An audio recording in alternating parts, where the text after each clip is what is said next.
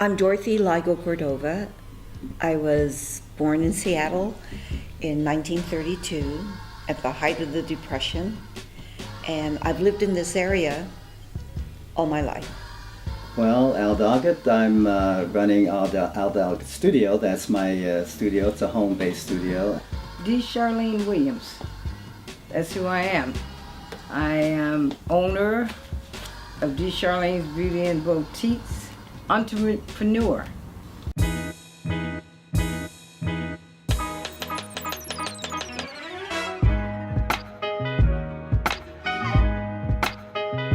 For me, the central area was around Madison to Jackson, and from around 14th Avenue to what is now Martin Luther King Way, but in my day, when I was a kid, it was 28th Avenue. And then it ends all the way out to like Rainier, a portion of Rainier, and then a portion down the hill here of the Madison Park, which is the old market lines that they had. And see, this used to be like an old Jewish neighborhood and like that. But there's still the old perimeter of that.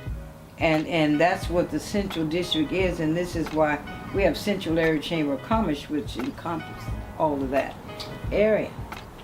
What is it? Well, what does it cover? Basically, the central area actually goes from probably south of Jackson, a couple of blocks, I'm not sure the specific names there, all the way to just Broadway, east side of Broadway. That's going west, and then of course north. It's Harrison is a street that I think it goes right in that particular area. The Bush School is in there. That's sort of the north end, down through toward Lake Washington.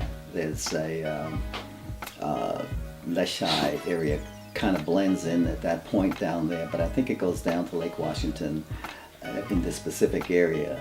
South of Jackson, a few blocks, Broadway, Harrison going north, and that's kind of like covers the general area, I would say.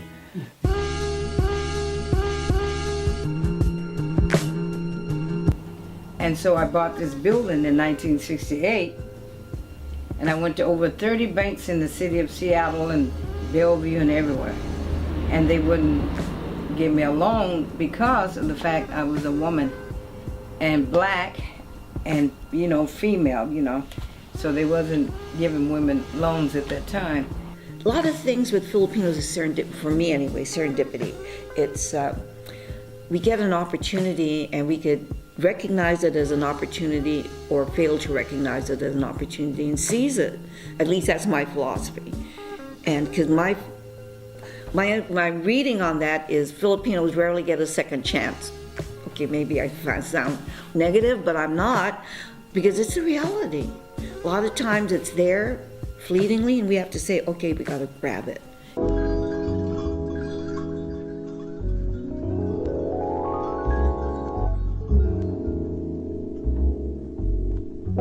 Believe it or not, it wasn't until 2008 that I finally sent out my first, I scanned and sent it out electronically. And I had to because I was doing a book and I was under the gun. I had to get everything done by December 1. And I had my time frame was around 6 weeks. And I had, but even then, you know what I was doing with the first 6 chapters of that book I did? I was sending the publisher the original photos. But then when I came to the last, that's when I had, and that's because people now were sending the pictures for the last chapter was present, wasn't old time. And they were sending it to me on the email, and someone had to show me how to send it then to the publisher. And that's how we did. 2008? That's only 8 years ago. Prior to that, everything was sent through the mail. Now I'm finding if people come and they do research and they look at the document, they're taking their dumb phones and their smartphone, and they're taking pictures. Oh, I said, you can use my copier machine. Oh no, I don't have to. Click, click, click, click, click. My thing was, it'll never be as good as doing it by hand. It'll never happen. But slowly it got better and better. And I said, okay, I have to get on board with this, otherwise I'm going to be out of business. So I started taking classes in digital and Photoshop and using digital technology. It took a while, and I was just kind of going back and forth, and it was something that I felt, can I make that transition? Because I was so locked into doing something for so long in some one way, and I realized that I had to change. I had to make that change.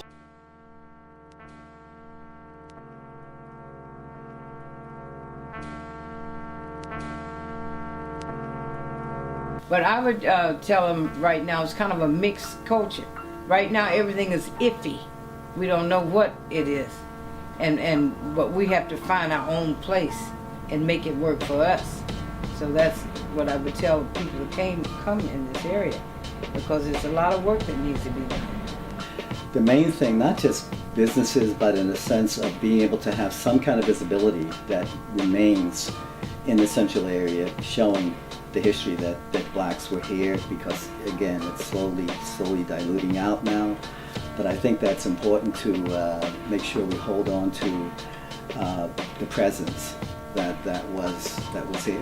What's interesting is that neighborhood there was one that was owned, pretty much of it was owned by a black man, a black entrepreneur who had moved his businesses or moved from where Pioneer Square area up to that area, and he bought a lot of the land there and gradually sold off bits and pieces of it.